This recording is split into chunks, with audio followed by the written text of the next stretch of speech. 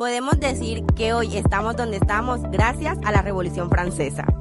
¿Cuántas veces te has replanteado dejar de estudiar o incluso te ha dado flojera ir a la universidad? Anteriormente, este era un privilegio reservado para unos pocos. Pero gracias a la Revolución Francesa, estudiar en una institución pública está a la mano de todo. Y no solo esto, sino que tuvo un gran impacto en la cultura. Aprendamos un poquito más de esto. Durante la Revolución Francesa se planteó la necesidad de una educación igualitaria y obligatoria para todos los ciudadanos.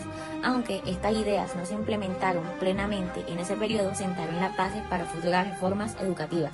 En la época napoleónica se llevaron a cabo cambios significativos en el sistema educativo francés. Pero, ¿qué es la época napoleica? Vamos a ver de qué se trata. La época napoleica inició en 1799 y duró hasta 1815. Esta época transformó a Europa con guerras, conquistas y un legado que fue más allá del campo de batalla, la educación. Napoleón, obsesionado con el orden y el control, entendió que la clave para un imperio sólido no solamente eran los cañones, sino las mentes bien entrenadas. Por ello, centralizó la enseñanza y creó una universidad imperial en 1808. Pero, ¿y qué es la Universidad Imperial? Fue una organización educativa centralizada establecida por Napoleón Bonaparte en 1808 para reorganizar y controlar todo un sistema educativo en Francia. Su creación se formalizó mediante la ley del 10 de mayo de 1806, que establecía que se formaría bajo el nombre de Universidad Imperial un cuerpo encargado exclusivamente de la enseñanza y la educación pública en todo el imperio. Teniendo en cuenta esta información, Napoleón estableció un sistema educativo uniforme donde cada niño aprendía con las mismas materias, matemáticas, historia, ciencias y moral, con un enfoque en la disciplina y la lealtad al Estado. La educación ya no era solo un privilegio de unos pocos, sino una herramienta para formar ciudadanos preparados y soldados listos para servir. Su impacto fue tanto que sentó las bases de la enseñanza pública moderna, mostrando así que una nación fuerte no solamente se construía con victorias en el campo de batalla, sino con conocimientos en el aula. Fundación de los liceos. En 1802 se instauraron los liceos, instituciones de educación secundaria que ofrecían una formación estandarizada en materias como lenguas antiguas, historia, retórica, lógica y ciencias matemáticas y físicas. Estos centros buscaban formar a futuros funcionarios y líderes, alejando la educación del control exclusivo de la Iglesia. Establecimiento de las grandes escuelas. Se fundaron instituciones especializadas en educación superior, conocidas como grandes écoles, enfocadas en disciplinas como ciencias e ingeniería. Ejemplos destacados son École Normale Supérieure, fundada en 1794 por la Convención Nacional.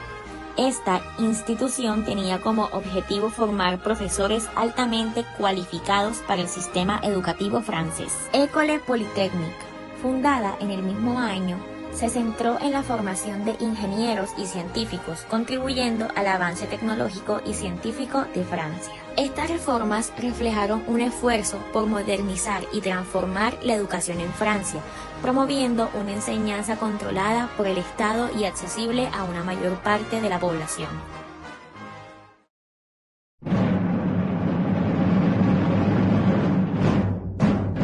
La educación en Francia estaba principalmente en manos de la Iglesia Católica y las instituciones religiosas. La educación era limitada y solo accesible para la nobleza y la burguesía.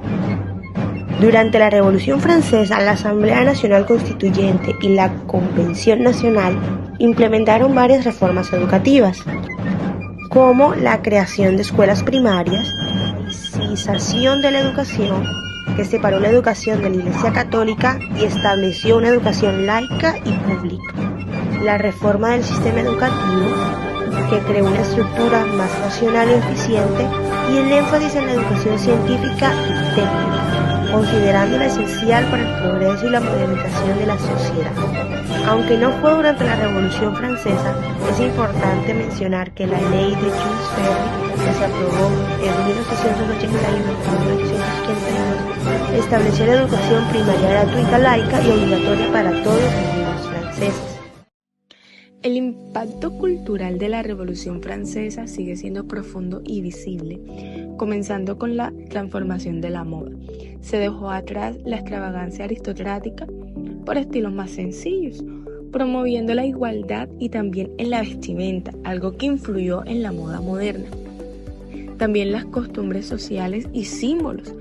Surgieron celebraciones nacionales como el 14 de julio y símbolos como la bandera tricolor, reforzando el sentido de la identidad colectiva. Como bien lo mencionaban mis compañeras, gracias a la Revolución Francesa, hoy podemos contar con los derechos humanos, la democracia, la separación de poderes, la educación pública, los movimientos sociales, el nacionalismo y cambios de estructuras sociales. Con estos grandes aspectos se han logrado grandes avances y es fundamental que cada generación deba trabajar para mantener y expandir estos derechos.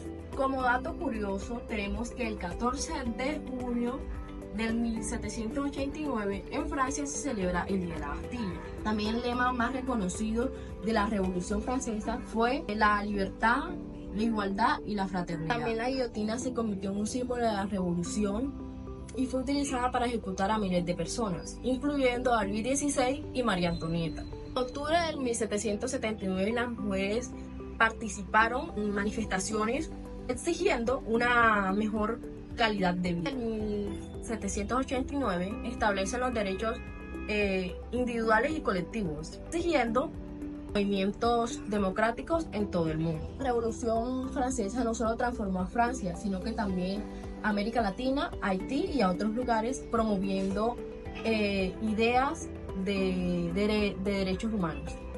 Durante el periodo del terror en 1793 y 1794 se llevó a cabo una purga masiva contra aquellos quienes se consideraban enemigos de la revolución.